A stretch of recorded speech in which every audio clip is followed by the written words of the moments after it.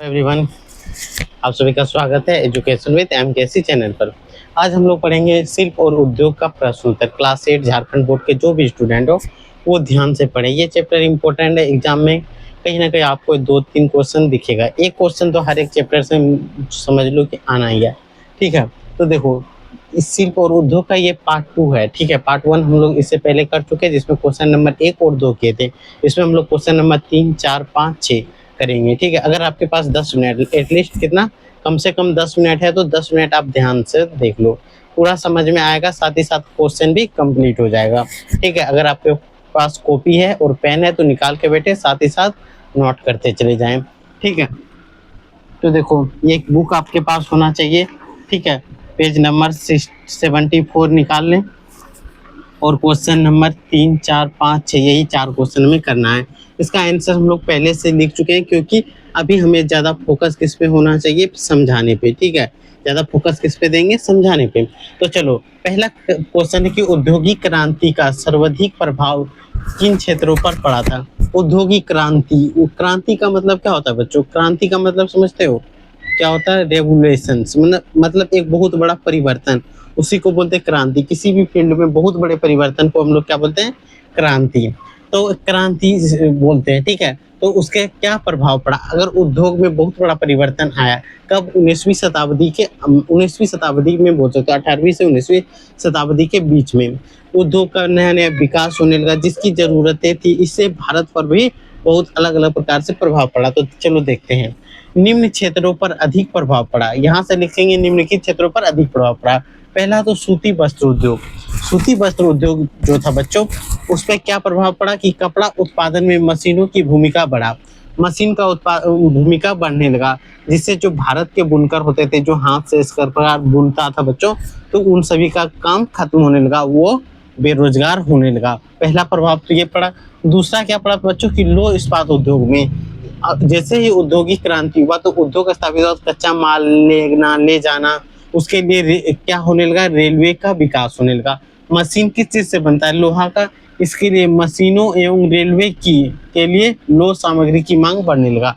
अब मशीन बनाना है, रेलवे के लिए पटरी बिछाना है, उसके लिए तो लोहा लगेगा ही नहीं, लगेगा ही। इसीलिए किस चीज का मांग बढ़ने लगा? लोहा का। इससे एक प्रकार से बोल सकते हो कि रोजगार भी बढ़ा, क्योंकि रेलवे लाइन में पटरी बिछाएगा तो उसमें तो मजदूर लगेगा ही।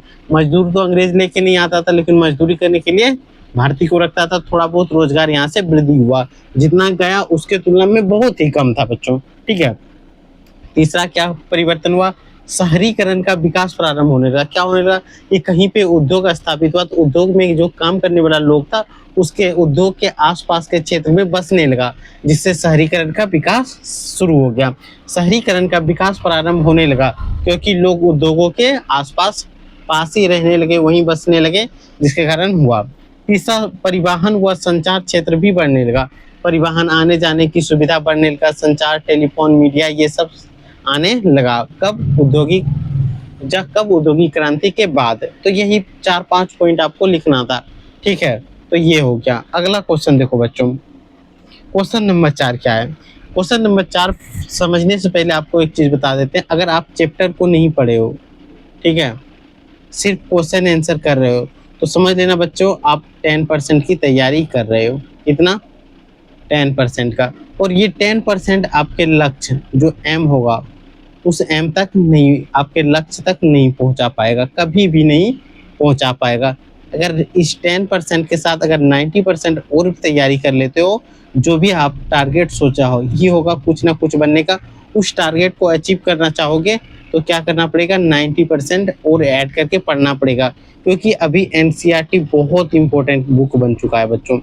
एनसीईआरटी किताब जो मिला है, जेसीईआरटी जो है वो भी एनसीईआरटी का पार्ट ही है, लेकिन वो बहुत ही इंपॉर्टेंट बुक है। इस बात को आप समझना। अगर सिर्फ क्वेश्चन आंसर करते हो तो कितना परसेंट तैयारी करते हो? 10%। अगर आप 90% तैयारी कब होगा? जब आप चैप्टर को पढ़ोगे। जब चैप्टर आप पूरी तरीके से पढ़ के ये 10% कवर कर लेते हो तो 100% कंप्लीट होता है, और ये 100% ही आपके टारगेट तक पहुंचाएगा, वरना कोई भी ताकत नहीं पहुंचा पाएगा बच्चों, ये समझ लेना। बढ़ते हैं क्वेश्चन नंबर 4 पे। भारतीय कपड़े विश्व भर में क्यों प्रसिद्ध थे?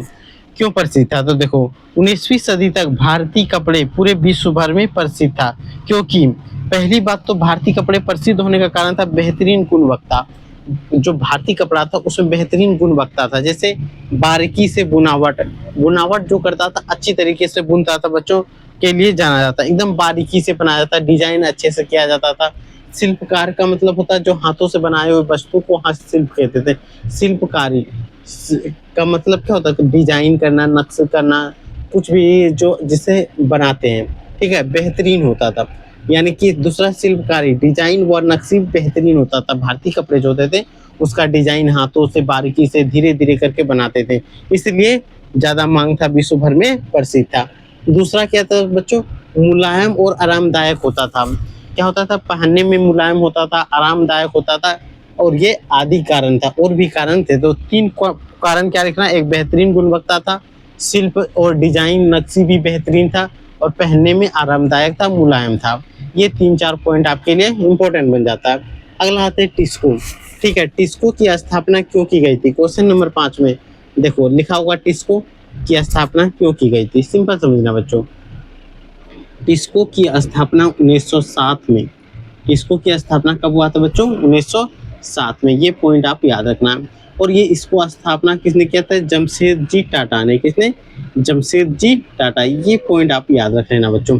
किसने किया था? जमशेदजी टाटा द्वारा किया गया था।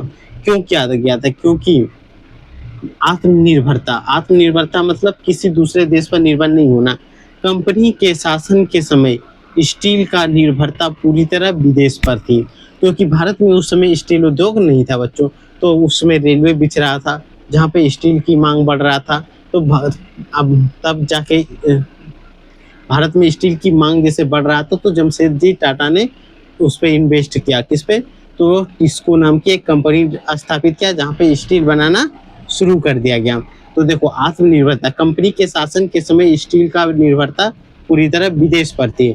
दूसरा कारण क्या था? भारत में रेलवे, पुल, इमारत और अन्य चीजों के लिए स्टील की आवश्यकता थी।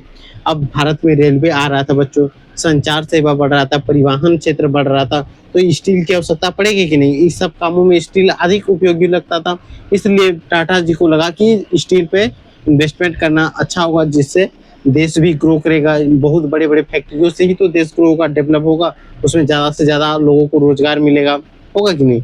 तीसरा कारण था भारत की प्राकृतिक संसाधन।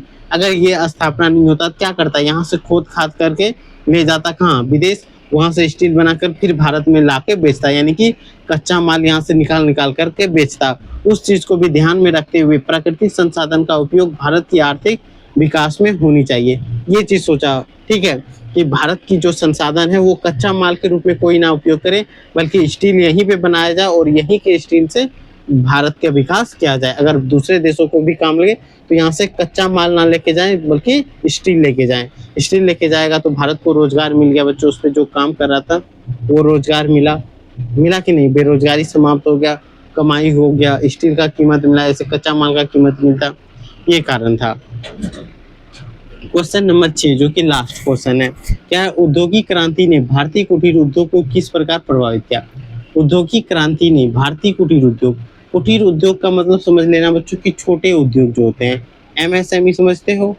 एमएसएमई नहीं समझते हो कोई बात नहीं।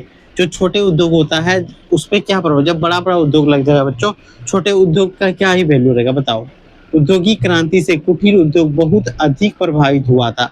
पहला नंबर, कठिन प्रतिस्पर्धा करना पड़ा। बड़े उद्योग जो थे बच्चों फटाफट फटाफट सामान बना के निकाल के बेच देता था और सस्ता भी होता था।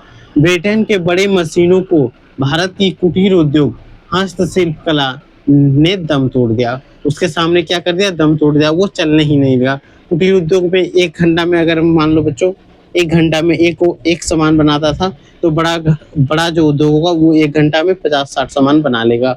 और इसको बनाने में तो उतना समय लगा, इसका कीमत क्या होगा? ज़्यादा होगा, और इसका कीमत सस्ता होगा, क्योंकि 1 घंटा में ये 50 सामान बना रहा है। ठीक है, तो एक तो सस्ता दाम में मिल जाता था, इसलिए क्या हुआ? भारत का जो कुटीर उद्योग था, जो हस्तशिल्प कला था, वो सब दम तोड़ने लगा।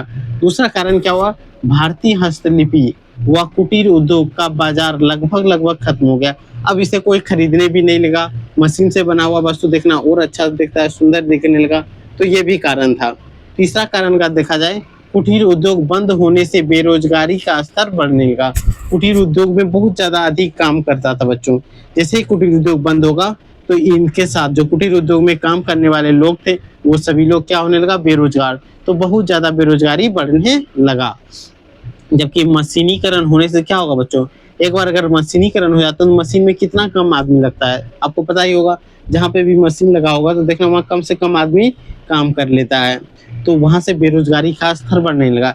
जैसे ही लोग बेरोजगार हुआ बच्चों, तो वो सब भूमि पे टूट पड़ा। अब क्या करने लगा कि कृषि जो था, बड़े बड़े जमींदार, उनके पास बहुत ज्यादा खेती था, बहुत ज्यादा जमीन था। जमींदारों के पास क्या होता था बच्चों, बहुत ज्यादा जमीन होता था। अब बहुत ज्यादा लोग बेरोजगार हो गया कि नहीं। अब बेरोजगार लोगों को जमींदार बोलता था कि मेरा जमीन पे खेती करो और मुझे 50% दे दो, मुझे 60% दे दो, मनमानी मुझे 70% दे दो। अब बेरोजगार आदमी क्या ही बैठ के करेगा, तो वो दूसरे का खेत 50%, 60%, 70% दे करके करने लगा। साथ ही साथ बंधुआ मजदूर की भी शुरुआत होने लगा, क्योंकि जमींदार कर्ज देता, बेरोजगार में तो कुछ खाना पीना पड़ेगा ही। तो वहां से जमींदार उससे बेरोजगार इंसान पैसा लेता था। तो बहुत ज्यादा श्रम करना पड़ता था, श्रमिक मजदूरी बहुत ज्यादा करना पड़ता था बच्चों। ये सारी कठिनाई किससे आने लगा, औद्योगिक क्रांति से। यानी बेरोजगारी का प्रभाव कृषि भूमि पर भी पड़ना शुरू हो गया। साथ ही साथ क्या होने लगा कि श्रमिक लोगों से अधिक श्रमिक लेकर कम पैसा देता था बच्चों, बहुत खटाता था और कम पैसा देने लगा। क्योंकि लोगों को पता चल गया कि अब भारत में बहुत ज्यादा बेरोजगारी है, बहुत ज्यादा लोग खुले में घूम रहा है, उसको काम ही नहीं मिल रहा है। अगर उन्हें काम दे भी देंगे तो कम पैसा देंगे और बहुत ज्यादा काम करा लेंगे, क्योंकि काम है ही नहीं, करने वाला बहुत है और काम बहुत कम है। तो यही सब कारण था बच्चों। अगर ये पूरा चैप्टर अगर आपको समझ में आया हो तो एक बार जरूर से जरूर सब्सक्राइब कर लें और दूसरा लाइक करें। कमेंट में जरूर बताएं कि आपको कैसा लगा। ठीक है, कमेंट में जरूर बताना है कैसे लगा। ये चैप्टर यहीं पे समाप्त होता है। अब नेक्स्ट वीडियो में हम लोग नेक्स्ट चैप्टर को करेंगे। इससे पहले आपको ये बता देते हैं, चैप्टर जरूर से जरूर पढ़ें बच्चों, आपके टारगेट तभी अचीव कर पाओगे। अगर नहीं करोगे तो टारगेट अचीव नहीं कर पाओगे। तो चैप्टर पढ़ना इंपॉर्टेंट है बच्चों, यही बोलूंगा कि चैप्टर आप पढ़ें। ठीक है, बस इतना ही। फिर हम लोग नेक्स्ट वीडियो में मिलेंगे। तब तक आप लाइक और सब्सक्राइब करें। ठीक है, और अपना अगर कोई छोटा भाई बहन है तो उन्हें जरूर से जरूर शेयर कर दें।